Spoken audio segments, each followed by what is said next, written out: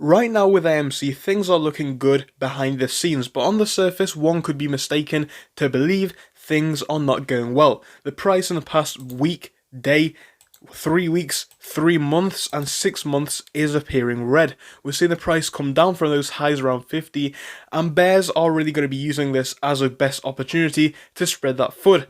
And that's what I want to speak about in this video. I want to give you guys a detailed update on what we're seeing from FUD, as well as sharing a great piece of DD with you as well. So make sure to give this video a like and subscribe, but once more remember, this is not financial advice, and it is only opinion based. It should be used for entertainment and nothing more. Let's dive in now, let's have a look at what we have, and we're going to start off with the DD. It was posted by this user here, so shout out to them, 3 hours ago on r/AMC. It's talking about the dynamics of a short squeeze. This is why FUD is at an all-time high.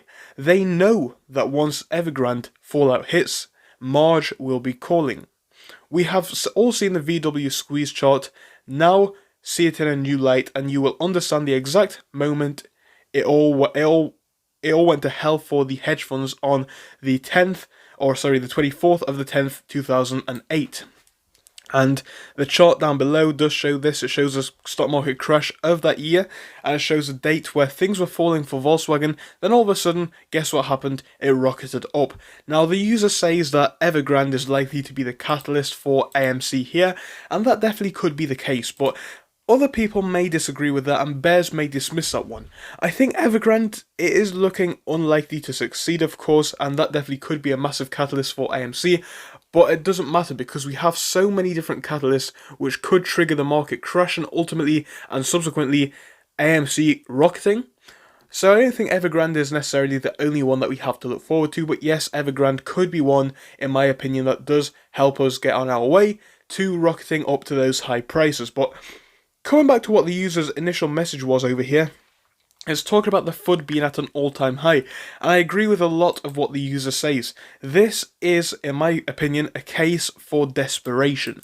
Now, when it comes to FUD, I think we have three categories.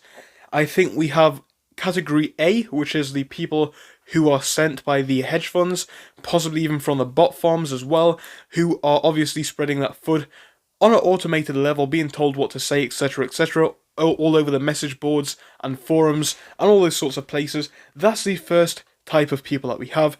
The second people is what I'm going to call category B.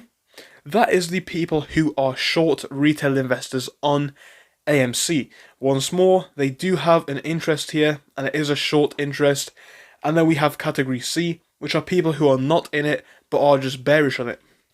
Now, I think the first two categories make up the overwhelming majority. I think the first of those is also probably the majority as well. But either way, category A and category B, they both have an interest in the stock, and it is an interest in going short and stopping themselves losing money when the price goes down. And how are they going to do that? They're going to have to do that by covering at a low price with not a lot of people holding the stock. So of course they're going to want people to get out as soon as possible. Now, in the past, they actually have had some fairly okay arguments. All along you could have said AMC was a fundamentally flawed company, it's not looking good, and I would have said fair enough, that is somewhat true. But in the past 3 to 6 months, that has significantly changed. We're seeing movies coming out which are fantastic, people attending them in record numbers, and combine that with what we're looking at for 2022 and the releases for this year, I think it's going to be another big year for the movies. So that argument doesn't work anymore. And all of the other arguments that we think, technically, fundamentally, they're clearly not going to work. People aren't selling based on the technicals when the chart's dropping. People aren't selling based on the fundamentals when things aren't looking good over there. The only thing which is persuading people is their hold power. So what the bears have to do subsequently is break through that hold power to the best of their ability. And this is something that they're doing by saying the apes have no power. You've been here for a year and the squeeze still hasn't happened. And one thing that I've been seeing a lot recently actually, the FUD tactics are getting considerably worse. More illogical, more untrue, and less tenable. We're seeing them, come in the comment sections for these videos, as I have seen in the past. They are continuously, trying to do down the creators, saying that the creators are continuously wrong and they're lying to you. We're seeing that they're now using the argument that people on Reddit, Twitter, YouTube, etc. are not holding the stock. Well, I'm going to tell you guys one thing. It's not a secret because I've been saying it for a long time. I do hold AMC. I've been holding AMC for a very long time, and actually, we're coming down to a price now where what I'm going to do is I'm going to actually double down on my AMC position, because I've been looking to do that for a very long time, but at $40, $50 that was untenable. So once more, the hedgies have given me a great present to start the year off with, a great price on a company that I love and feel very positively about.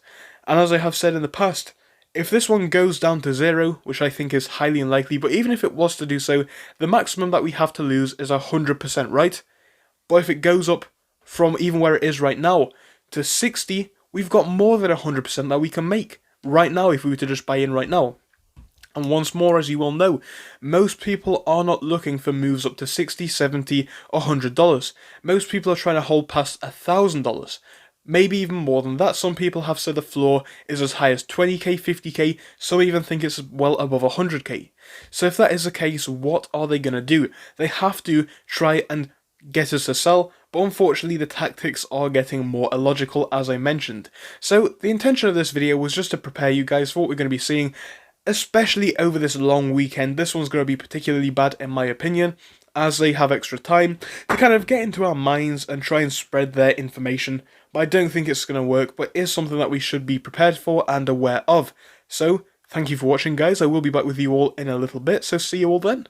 So thank you for watching through till the end, but let me tell you about our Discord. So on your screen you'll be seeing the N2S Finance Discord. Obviously it is split into multiple sections. Basically at the top we have updates from me and all that kind of good stuff. If you scroll down a bit further we have the main sections where we focus on cryptos, SPACs and other hot stocks including penny stocks, even stable growth stocks as well, and we even have a special AMC GME chat. If you scroll down you can see some research and DD from the community. We also have funny memes and you can see actual contributions from members down here. And again, if you do join us, it is completely free, link is down below. But if you do want to become a Patreon, you will actually get a pink sticker which will be displayed on your name. So your name will come up in pink as mine comes up in red down here, and that will show that you are a Patreon. But other than that, guys, you can join completely for free down below. You do not have to pay anything if you do not want to.